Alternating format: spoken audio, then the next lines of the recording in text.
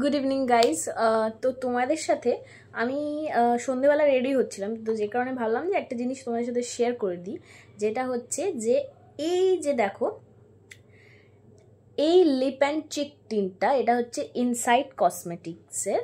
এটা আমার কাছ থেকে মানে আমি কিনেছিলাম পার্পল থেকে অনেক কটা জিনিসের সাথে, তোমার 90 রুপিস লেগেছিল।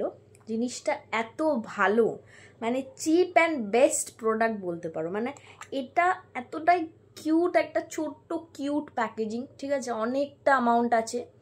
আর তোমাদেরকে আমি একটু হাত দিয়ে ড্যাপ করে একটু ইয়েটা দেখিয়ে নিচ্ছি। সোয়াচটা দেখো, দেখো কতটা মিষ্টি একটা পিঙ্ক কালার। এটার শেড নাম্বারটা বলছি আমি তোমাদেরকে। শেড নাম্বারটা হচ্ছে 05, আর এটা হচ্ছে স্ট্রবেরি সামার, এটার শেড নেমটা। আরও 2-4টে শেড আছে, কোরাল শেড, আরও অনেকগুলো আছে, তোমরা চাইলে দেখতে পারো। আমার এটা এতটাই পছন্দ যে আমি তোমাদের সাথে শেয়ার না করে পারলাম না।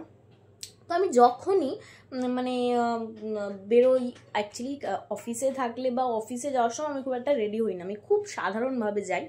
তো যে কারণে আমি যখনই যেদিন যেদিন আমার ছুটি থাকে বা আমি যেদিনই বেরোই, তো আমি হালকা যখনই মেকআপ করি হালকা, তো আমি ফেস পাউডার অ্যাপ্লাই করি আর একটা ময়শ্চারাইজার অবশ্যই তার আগে অ্যাপ্লাই করি। আর আমি এইটা অ্যাপ্লাই করি, যেটা আমি অনেক সময় হাত দিয়েও ড্যাপ করি, অথবা আমি এরকম ব্রাশ দিয়ে ড্যাপ করি। আমি তোমাদেরকে দেখাচ্ছি এটা আমার মানে আমার ফেসে কেমন লাগে, দেখো।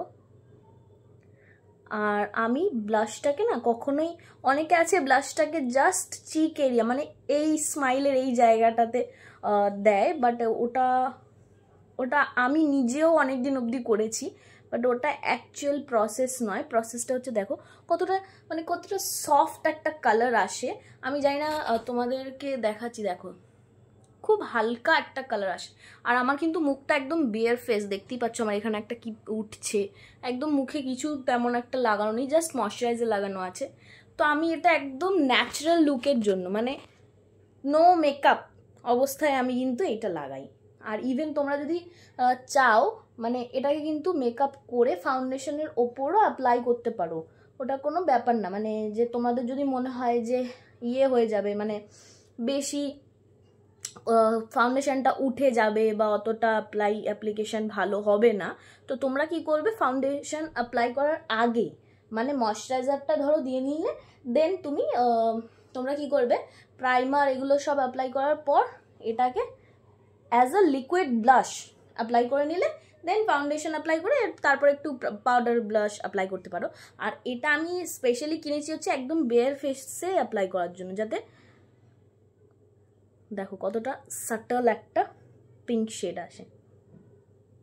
অ্যাকচুয়ালি আমি এটা না খুব স্ট্রং, কিন্তু পিগমেন্টটা খুব ভালো, ঠিক আছে, যে কারণে আমি ব্রাশে একদম অল্প অল্প নিই। ওই জন্য তোমাদের মনে হতে পারে যে অনেকবার করে অ্যাপ্লিকেশনের পর কালার আসছে, একদমই না। আমি জিনিসটা খুব অল্প নিই, কারণ বেশি হয়ে গেলে খুব বাজে লাগবে দেখতে। তো ক্যামেরাতে তো আমি বুঝতে পারছি না, আমি একটুখানি দেখে নিই যে ঠিক আছে কিনা। ও আচ্ছা, ঠিক আছে।